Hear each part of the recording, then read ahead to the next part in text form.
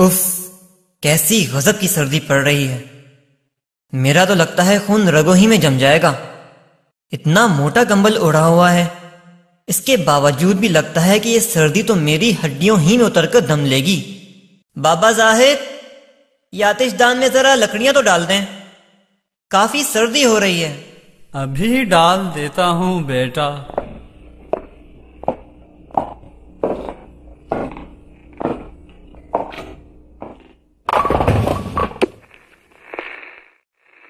Doctor صاحب، باہر برف باری شروع ہو چکی ہے۔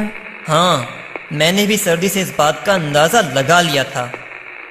خیر، آپ چھوڑیں اس معاملے کو، اور ایک بات تو بتائیں، آپ کو یہاں آئے ہوئے 6 ماہ ہو چکے ہیں، اور پچھلے 2 ماہ سے یہاں سردیاں بھی ہیں اور برف باری بھی خوب ہو رہی ہے، مگر آپ آج بھی برف باری ہو جانے پر ایسے خوش ہو جاتے ہیں جیسے پہلی بار دیکھ رہے ہیں۔ بس ڈاکٹر صاحب، ہم تو ٹھہرے صحرا کے رہنے والے، جس طرف دیکھو ریت کے چھوٹے بڑے ٹیلے، کھلے آسمان کے نیچے نہ سایہ تھا اور نہ کوئی اور ذریعہ کہ جس کی وجہ سے گرمی سے بچا جا سکے، اور دوپہر کے وقت جب سورج ٹھیک آسمان کے درمیان ہوتا تھا تو یوں محسوس ہوتا تھا گویا آگ برس رہی ہے۔ تو پھر آپ خود ہی سوچئے کہ ایسے ٹھنڈے اور برفیلے موسم سے ہمارا دل کہاں بھرے گا۔ ہاں، بات تو آپ بھی ٹھیک کہہ رہے ہیں، لیکن ڈاکٹر صاحب، ایک بات میری سمجھ میں نہیں آئی۔ وہ کیا؟ وہ یہ کہ چلو ہم تو ٹھہرے پردیسی، یہاں کے موسم کے عادی ہونے میں ابھی وقت لگے گا، لیکن آپ تو یہیں پیدا ہوئے ہیں اور ملازمت بھی پاس کے قصبے میں ہی کرتے ہیں۔ میں آپ کا مطلب نہیں سمجھا۔ میرا مطلب یہ ہے کہ یہ موسم آپ کے لیے اجنبی تو نہیں، مگر میں نے اکثر آپ کو دیکھا ہے کہ ایسے برفیلے موسم میں آپ کچھ سوچتے رہتے ہیں، اور آپ کے کمرے کی بتی بھی جلتی رہتی ہے۔ ہاں، آپ بالکل ٹھیک کہتے ہیں۔ وہ واقعہ ہی کچھ ایسا ہے کہ کئی سال گزرنے کے باوجود بھی میرے ذہن میں بالکل تازہ ہے، اور جب بھی اس طرح کا موسم آتا ہے میری آنکھوں کے سامنے وہ تمام واقعات گھومنے لگتے ہیں۔ ڈاکٹر صاحب، اگر آپ برا نہ منائیں تو میں وہ کہانی سننا چاہوں گا۔ اچھا، چلیں ٹھیک ہے۔ آج اس واقعے کی یاد میں اکیلا نہیں ہوں، بلکہ آپ بھی میرے ساتھ ہوں گے۔ یہ ان دنوں کی بات ہے جب قصبے کے ہاسپٹل میں بطور نیورو سرجن مجھے کچھ ہی عرصہ ہوا تھا۔ وہ سردیوں کی ایک ایسی ہی رات تھی، تاریک اور برفیلی، جب مجھے فون کی گھنٹی بجتی ہوئی محسوس ہوئی۔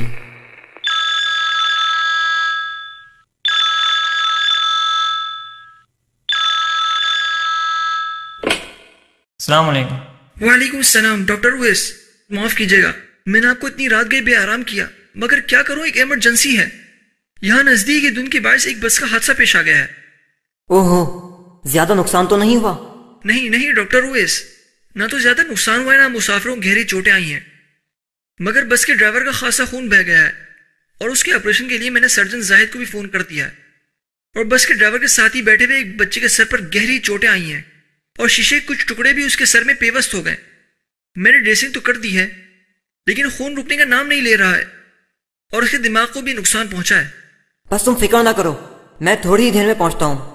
دیکھو ڈاکٹر اویس، اس شہر میں تم ایک ہی نیورو سرجن ہو، لہذا فوراً ہاسپٹل پہنچو، دیر مت کرنا، لڑکی کی حالت بہت نازک ہے۔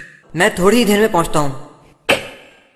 ڈاکٹر اویس نے فوراً مفلر کو کانوں پر لپیٹا اور چابیاں اٹھا کر جو ہی باہر کی جانب لپکے تو سامنے ہی اپنے والد کو کھڑے پایا۔ ان کے والد نے فوراً سوال کیا، بیٹا، اس وقت اتنی جلدی میں کہاں جا رہے ہو؟ اور ابھی کس کا فون آیا تھا؟ وہ ابو ہاسپٹل میں ایک ایمرجنسی کیس ہینڈل کرنے جانا ہے۔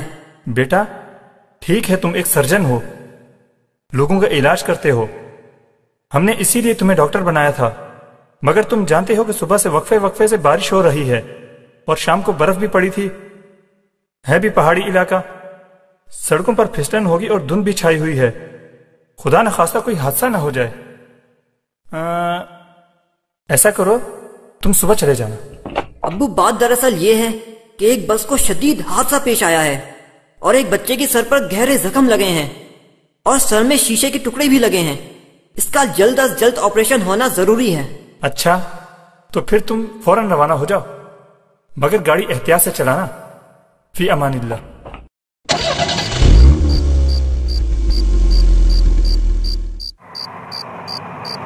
نامعلوم وہ بچہ کیسے تڑپ رہا ہوگا اور کتنا زخمی ہوگا۔ اف، ایک تو برف بھی اتنی زیادہ پڑ رہی ہے کہ میں گاڑی کو تیز چلا بھی نہیں سکتا، نہ جانے میں اس بچی کی زندگی بچانے کا سبب بن بھی سکوں گا یا نہیں۔ ارے یہ سڑک پر اتنا بڑا پتھر کہاں سے آیا؟ شاید کسی چٹان سے ٹوٹ کر گرا ہے۔ اب تو مجھے گاڑی روکنا ہی پڑے گی۔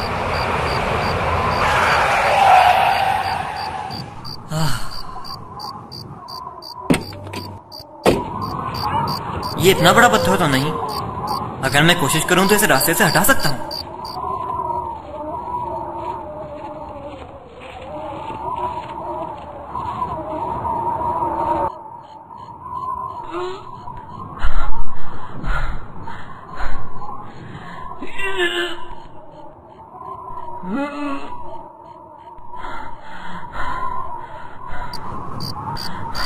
شکر ہے، اب مجھے فوراً ہاسپٹل جانا چاہیے۔ یہ سوچ کر ڈاکٹر اویس فوراً گاڑی کی طرف بڑھے اور دروازہ کھول کر جو ہی اندر بیٹھنے لگے، اچانک ایک سخت اور ٹھنڈی پستول کی نال ان کی گردن سے آ لگی۔ کوئی چالاکی مت دکھانا ورنہ مارے جاؤ گے۔ کون ہو تم اور کیا چاہتے ہو؟ دیکھو، اگر تم کوئی ڈاکو ہو تو میری جیبوں سے روپے نکال لو اور مجھے جانے دو۔ میں ایک ڈاکٹر ہوں اور ایک ایمرجنسی پر جا رہا ہوں۔ خاموش رہو، مجھے لگتا ہے تمہاری زبان بند کرنی ہی پڑے گی۔ چلو سڑک سے ایک طرف ہو جاؤ۔ سب سے پہلے تمہیں باندھنا پڑے گا، اس لیے کہ ہو سکتا ہے تم پولیس اسٹیشن پہنچ جاؤ اور میرے لیے پریشانی کا باعث بنو۔ صبح تک یہ کار اپنے صحیح مقام پر پہنچ جائے گی۔ میں تم سے وعدہ کرتا ہوں کہ… خاموش ہو جاؤ، زیادہ باتیں کرنے کی کوشش نہ کرو۔ اگر رات کو مزید برف نہ پڑی اور تم برف میں دبنے سے بچ گئے تو کوئی نہ کوئی تم کو آ کر کھول دے گا، سمجھے؟ یہ کہہ کر اس ڈاکو نے ان کو باندھ دیا اور گاڑی کی طرف چلا گیا۔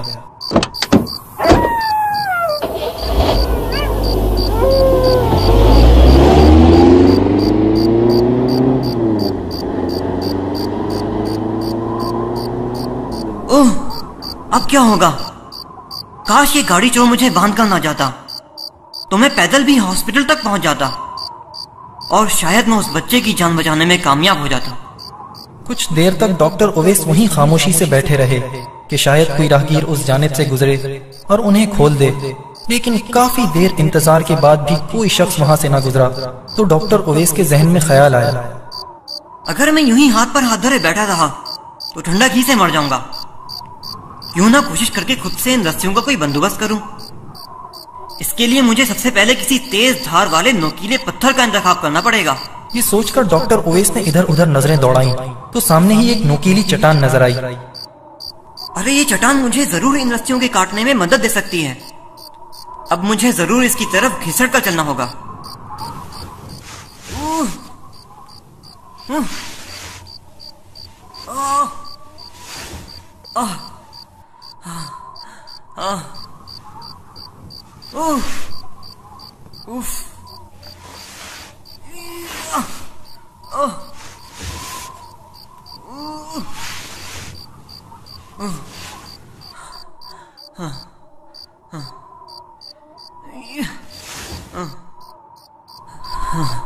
اب مجھے رسیوں کو چٹان کے ساتھ رگڑنا ہوگا اور اس کوشش میں یقیناً میرے ہاتھ بھی زخمی ہو جائیں گے۔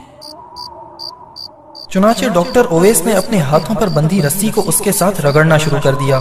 کافی دیر تک رگڑنے کے بعد بھی جب رسی نہ کٹی اور ہاتھ بھی زخمی ہو گئے تو انہیں مایوسی ہونے لگی، لیکن اچانک انہیں ایسا محسوس ہوا کہ رسی کا ایک حصہ کٹ چکا ہے یہ رسی تو شاید کٹ چکی ہے.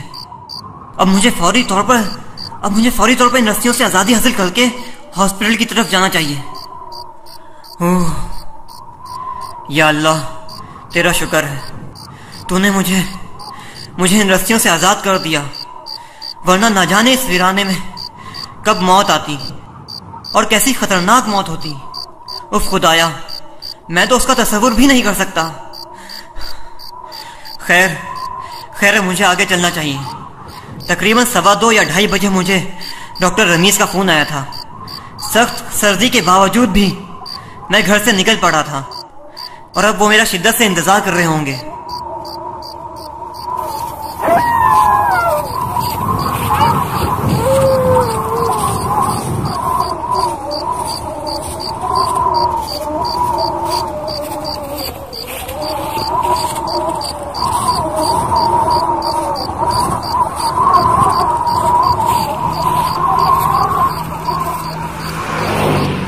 شکر ہے کم از کم بڑی شاہراہ تک تو پہنچ ہی گیا ہوں. اب انشاءاللہ مجھے کوئی لفٹ مل ہی جائے گی. ارے یہ سامنے جو روشنی ہے غالباً کوئی گاڑی آ رہی ہے. ارے بھائی روکو بھائی جان. یہ لوگ تو شاید مجھے کوئی چور یا اچکا سمجھے ہیں. یا اللہ تو ہی مدد فرما. ارے یہ پھر کوئی گاڑی آ رہی ہے. یہ تو کوئی ٹرک معلوم ہو رہا ہے. بھائی جان، بھائی ٹرک والے. کیا بات ہے بھائی؟ وہ دراصل میرے ساتھ ایک حادثہ پیش آ گیا تھا اور چور میری گاڑی لے کر بھاگ گئے. اور اچھا آپ اندر تو آئیے، بقیہ باتیں بعد میں ہوں گی. آپ کا بہت شکریہ جناب. ٹرک میں بیٹھ کر ڈاکٹر اویس نے مختصراً اپنی تمام کہانی اسے سنا دی. جب وہ کہانی سن چکا تو بولا، صاحب ہم آپ کو اسپتال چھوڑ کر آئے گا. تو پھر فوراً چلیے، میں آپ کو راستہ بتاتا رہتا ہوں. ٹھیک ہے، ہم تم کو ضرور اسپتال پہنچائے گا. مسلمان کی مدد نہیں کرے گا تو کون کرے گا؟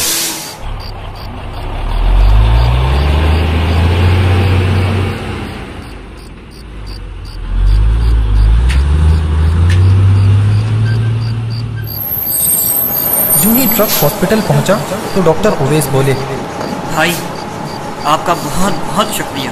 نہیں صاحب، اس میں شکریہ کی کیا بات ہے، یہ تو ہمارا فرض تھا. آپ آئے نا میرے ساتھ. کچھ نہیں صاحب، ہم کو اپنے کام پر بھی پہنچنا ہے. ڈاکٹر اویس تیزی سے ٹرک سے اتر کر ہاسپٹل پہنچے. اچانک ہی سامنے سے ڈاکٹر رمیز آتے دکھائی دیے. ڈاکٹر اویس، آپ نے آنے میں بہت تاخیر کر دی. وہ بچہ 1 گھنٹے پہلے ایڑیاں رگڑ کر مر گیا. ارے نہیں، یہ کیا کہہ رہے ہیں آپ؟ اچانک ڈاکٹر رمیز کی توجہ ان کے حلیے پر پڑی.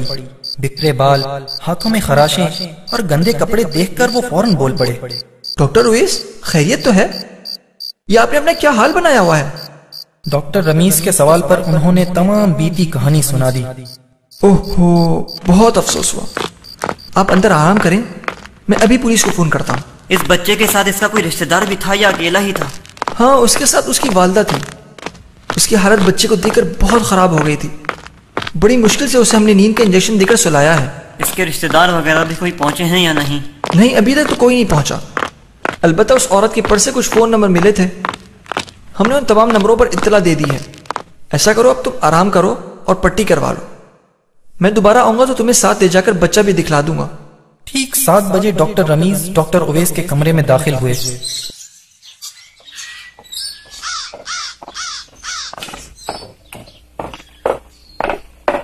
اویس تم ناشتہ کر لو، پھر بچے کو دیکھ لینا. اس کے والد ہی پہنچ چکے ہیں اور زارو قطار رو رہے ہیں. شادی 11 سال میں ان کی واحد اولاد تھی. میں فوراً اس سے ملنا چاہوں گا. صحیح ہے، چلو.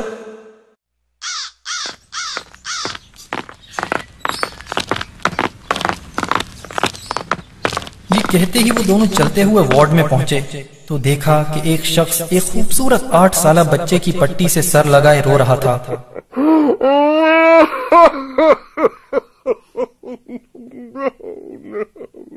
آہٹ کی آواز سن کر اس نے جو ہی سر اٹھایا تو ڈاکٹر اویس کو یوں محسوس ہوا गोया उनके सर पर बिजलियां गिर पड़ी हों। उन्हें अपना सर घूमता हुआ महसूस हुआ और ऐसा लगा कि जैसे सारा कमरा धुंध से भर गया हो, इसलिए कि ये वही शख्स था जिसने डॉक्टर ओवैस से कार छीनी।